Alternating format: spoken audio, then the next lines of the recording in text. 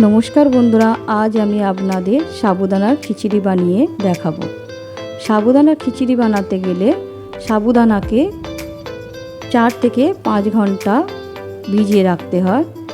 আমি সেই জন্য আগের দিনে রাত্রিবেলায় ভিজিয়ে রেখেছিলাম। তো চলুন কিভাবে সাবুদানা খিচুড়ি বানায় আপনাদের ঘরে দেখায়। কড়াতে ঘি কিংবা তেল নিয়ে নেবেন, তাতে জিরের ফোড়ন দিয়ে আলু ভালোভাবে লাল লাল করে ভেজে নেবেন। তার উপরে 10 থেকে 12টা কড়ি পাতা দিয়ে দেবেন, আর ছোট ছোট করে কুচিয়ে রাখা কাঁচা লঙ্কাও দিয়ে ভালোভাবে নেড়ে চেড়ে নেবেন।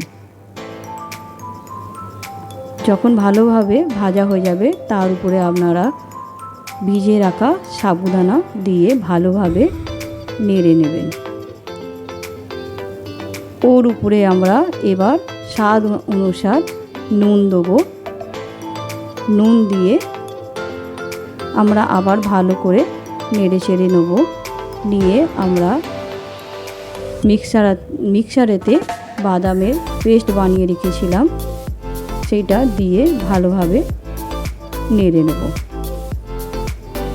তারপর আমরা এটাকে 2 থেকে 3 মিনিট চাপা দিয়ে রেখে দেবো।